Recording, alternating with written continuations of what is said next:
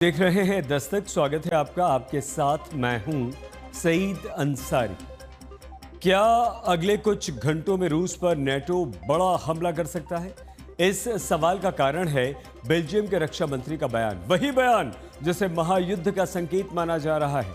Belgium के रक्षा मंत्री ने मॉस्को को दुनिया के नक्शे से मिटाने की धमकी दी है। दावा यही किया है कि नेटो की सेना रूस की राजधानी का नामो निशान मिटा देगी। आखिर मॉस्को पर हमले की धमकी का मतलब क्या है? क्या नेटो किसी भी समय रूस पर हमला कर सकता है, या फिर नेटो की धमकी के पीछे पुतिन का विनाशक प्लान? रूस पोलैंड बॉर्डर पर अचानक बढ़ी हलचल। क्या अगले 48 घंटों में कुछ बड़ा होने वाला है? नेटो मुल्कों से ट्रंप ने वापस बुलाए सैनिक। यूक्रेन में अमेरिकी सैनिकों की तैनाती पर रोक। रूस ने नेटो पर हमले की बड़ी धमकी दी है। क्या ब्रिटेन पर पुतिन की सेना करेगी हमला? पुतिन का ऐलान, नेटो का अब खेल खत्म। पुतिन का गुस्सा 7वें आसमान पर है। नेटो के एक्शन को रूस ने उकसाने वाली कार्रवाई करार देते हुए अब तक की सबसे बड़ी धमकी दी है। एक तरफ पुतिन ने यूक्रेन के खिलाफ अपनी मिसाइलों का मुंह खोल दिया है, तो दूसरी तरफ नेटो पर बड़े हमले की तैयारी शुरू हो गई है। रूसी विदेश मंत्रालय ने नेटो को लेकर जो बयान दिया है, उसका मतलब यही है कि रूस की परमाणु ऊर्जा वाली क्रूज मिसाइल का पहला शिकार कोई भी नेटो मुल्क बन सकता है। रूस का स्टैंड बुरेवेस्निक जैसी प्रणालियों को लेकर एकदम स्पष्ट है। जैसा कि रूसी नेतृत्व ने बार बार कहा है, उसका विकास रणनीतिक संतुलन बनाए रखने के लिए एक मजबूरी भरा कदम है। खास तौर पर हमारा देश मिसाइल रक्षा के क्षेत्र में नेटो की तरफ से लगातार बढ़ रही रूस को अस्थिर करने वाली कार्रवाई जिम्मेदार है। अब नेटो को जवाब देने के लिए रूस मजबूर है। दरअसल यूक्रेन युद्ध के दौरान नेटो मुल्कों ने पोलैंड और रोमानिया में अपने लड़ाकू विमानों की तैनाती की है। जर्मनी और फ्रांस ने रूस बॉर्डर के करीब अपने लड़ाकू विमानों को भेज रखा है। यही नहीं, चंद दिन पहले नेटो मुल्कों ने परमाणु युद्ध का रिहर्सल किया था। वही युद्ध अभ्यास जिसे रूस ने अपनी संप्रभुता के लिए सबसे बड़ा खतरा माना है। नेटो के परमाणु युद्ध के रिहर्सल के ठीक बाद ही रूस ने अपनी परमाणु ऊर्जा से चलने वाली बुरेवेस्निक क्रूज मिसाइल और अंडर वाटर परमाणु ड्रोन का परीक्षण किया है। माना जा रहा है कि रूस के विनाशकारी हथियारों के निशाने पर नेटो मुल्क हैं। पुतिन के विनाशक हथियारों को लेकर नेटो ने भी रूस को दुनिया से मिटाने की धमकी दी है। अगर रूस ने ब्रुसेल्स पर हमला करने की कोशिश की, तो नेटो जवाब में मॉस्को को पूरी तरह तबाह कर देगा। पुतिन जानते हैं कि रूस परमाणु हथियारों का इस्तेमाल नहीं कर सकता, क्योंकि ऐसा करने पर नेटो की तरफ से पलटवार तय है।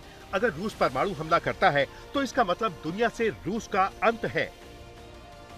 बेल्जियम से पहले नेटो के महासचिव रूटे ने रूस पर सैन्य कार्रवाई के साफ संकेत दिए थे। दावा किया था कि नेटो के हथियारों और सैन्य ताकत के आगे रूस कहीं नहीं टिकेगा। नेटो ने रूस बॉर्डर पर लड़ाकू विमानों को दबाव बनाने के लिए तैनात किया था, लेकिन नेटो का दांव उल्टा पड़ा। अब पुतिन ने नेटो के खिलाफ महायुद्ध का ऐलान कर दिया है। डिफेंस एक्सपर्ट मानते हैं कि नेटो और रूस के बीच बढ़ते तनाव को देखते हुए अमेरिकी राष्ट्रपति ट्रंप ने नेटो मुल्कों से सैनिकों को वापस बुलाना शुरू कर दिया है। ट्रंप को अंदेशा है कि पुतिन की सेना किसी भी वक्त नेटो पर हमला कर सकती है। ट्रंप की आशंका की एक बड़ी वजह रूस की तरफ से सामने आ रही धमकी है, क्योंकि पुतिन के करीबी और रूस की सरकारी मीडिया के होस्ट व्लादिमीर सोलोव्योव ने ब्रिटेन को नक्शे से मिटाने की धमकी दी है। रूस का हाल ही में परीक्षण किया गया पोसाइडन अंडर वाटर परमाणु ड्रोन रेडियोधर्मी सुनामी के साथ ब्रिटेन को मानचित्र से मिटा सकता है। रूस की धमकी को नजरअंदाज नहीं किया जा सकता, क्योंकि डिफेंस एक्सपर्ट भी मानते हैं कि रूस का सुपर पोसाइडन ड्रोन न सिर्फ विनाशकारी है, बल्कि दुनिया के किसी भी मुल्क के लिए इसे रोकना अभी असंभव है। जिसका मतलब है, अगर एक बार ये अपने टारगेट की ओर बढ़ा, तो इसे रोकना असंभव होगा। दरअसल पोसाइडन ड्रोन समंदर का सबसे खतरनाक हथियार है।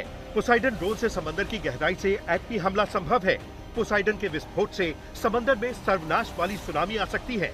रूस का अंडर वाटर ड्रोन 20 मीटर लंबा और 2 मीटर चौड़ा है। पानी के नीचे परमाणु ड्रोन की रफ्तार 200 किलोमीटर प्रति घंटा है। पुतिन की प्लानिंग नेटो से प्रलयकारी प्रतिशोध लेने की है। दरअसल रूस के पोसाइडन परमाणु ड्रोन की पहली खेप तैयार हो चुकी है और इसे रूस की बेलगोरोड सबमरीन पर लगाया जाएगा। इस हथियार को लेकर रूस दावा करता है कि ये ब्रिटेन को समुद्र की गहराई में डुबो सकता है। दावे के मुताबिक पोसाइडन से रूस समंदर में सुनामी जैसी लहरें पैदा कर सकता है और तटीय शहरों में रेडिएशन फैला सकता है। डिफेंस एक्सपर्ट मानते हैं कि रूस ने बेलगोरोड को अंडर वाटर परमाणु ड्रोन को दागने के लिए डिजाइन किया है। इस पनडुब्बी को 5 साल पहले रूसी नौसेना के बेड़े में शामिल किया गया था। रिपोर्ट के मुताबिक बेलगोरोड पनडुब्बी में 1-2 नहीं बल्कि 6 सुपर परमाणु ड्रोन फिट किए जा सकते हैं। आज तक ब्यूरो। पुतिन के इरादे खतरनाक हैं क्योंकि चंद दिनों में 2 परमाणु हथियारों का परीक्षण वो कर चुके हैं। अगर नेटो या अमेरिका ने रूस के विरुद्ध सैन्य कार्रवाई के बारे में सोचा भी तो पुतिन नेटो देशों में तबाही की कहानी लिख सकते हैं। बेल्जियम की धमकी के बाद अब रूस अगले 48 घंटों में क्या करेगा ये कहना बहुत मुश्किल है। डिफेंस एक्सपर्ट्स मानते हैं कि अगले चंद घंटे दुनिया के लिए बहुत महत्वपूर्ण है क्योंकि पुतिन की सेना रूसी बॉर्डर के करीब नेटो सेनाओं के लड़ाकू विमानों की तैनाती के खिलाफ बदले की कार्रवाई कर सकती है। पोलैंड, रोमानिया और एस्टोनिया ये तीनों नेटो के सदस्य हैं, लेकिन तीनों मुल्कों के एयर स्पेस में पुतिन की सेना घुसपैठ कर चुकी है। भले ही पोलैंड की मांग पर फ्रांस और जर्मनी ने अपने लड़ाकू विमानों की तैनाती रूस बॉर्डर के करीब कर दी हो, लेकिन नाटो के लड़ाकू विमान भी पुतिन के बारूदी इरादों पर एकदम बेअसर हैं। न तो पुतिन की सेना ने यूक्रेन पर हमले की रफ्तार कम की है और न ही नाटो मुल्कों के एयर स्पेस में घुसपैठ। अब तो नाटो के इलाके में अमेरिकी एयरबेस के करीब भी संदिग्ध ड्रोन देखे गए हैं। माना जा रहा है कि अमेरिकी एयरबेस के करीब मार गिराया गया ड्रोन रूसी सेना का ही है। मित्र राष्ट्रों ने 17 अक्टूबर को शाम 4:30 बजे द्वितीय इन्फेंट्री ब्रिगेड परिसर के आसपास ड्रोन उड़ते हुए देखे, जिनमें से एक को एंटी ड्रोन राइफल से मार गिराया गया। मार गिराया गया यूएवी अभी तक बरामद नहीं हुआ है। पोलैंड के प्रधानमंत्री डोनाल्ड टस्क मानते हैं कि नाटो मुल्कों के एयरस्पेस में रूसी ड्रोन और लड़ाकू जेट की घुसपैठ के पीछे पुतिन का खतरनाक प्लान है। रूस को सबसे बड़ी बढ़त उनकी मानसिकता दिलाती है। रूसी सेना के आगे यूरोपीय देशों का मनोबल कमजोर दिखता है। वो लड़ने के लिए तैयार हैं, वो बलिदान के लिए तैयार रहते हैं और वो किसी भी अंजाम का सामना करने के लिए भी रेडी है। पश्चिमी देशों के मुकाबले रूस का नेतृत्व भी मजबूत और निर्णायक है। यूरोपीय देश कोई भी फैसला लेने में देरी करते हैं और कई बार सही निर्णय नहीं ले पाते। इस मामले में रूस ने अपनी बढ़त को कायम रखा है। अगर यूक्रेन पर जीत हासिल की तो फिर भविष्य ये होगा कि मेरे देश का खात्मा होगा और फिर यूरोप ही खत्म हो जाएगा। मुझे इस बात में कोई संदेह नहीं है। पुतिन के खतरनाक इरादों को देखते हुए अब ज़ेलेंस्की ने फ्रांस और अमेरिका से लड़ाकू विमान खरीदने की तैयारी शुरू कर दी है, क्योंकि रूसी लड़ाकू विमानों से मुकाबला करने के लिए यूक्रेन के पास अच्छे लड़ाकू विमान नहीं हैं। मैं विमानों के संबंध में 3 समानांतर बातचीत कर रहा हूं, स्वीडन, फ्रांस और अमेरिका के साथ। वहीं रूस का कहना है कि अपने सम्मान के साथ कोई समझौता नहीं करेगा। रूस के सिक्योरिटी काउंसिल के सेक्रेटरी सर्गेई शोइगु तो दावा कर रहे हैं कि अमेरिका और नाटो मुल्क रूस को कई टुकड़ों में बांटने के प्लान पर काम कर रहे हैं। पश्चिमी देश रूस को दर्जनों छोटे छोटे राज्यों में विभाजित कर अपने हितों के लिए उनका शोषण करना चाहते हैं। उनका लक्ष्य हमारे देश की संप्रभुता को नष्ट करना है।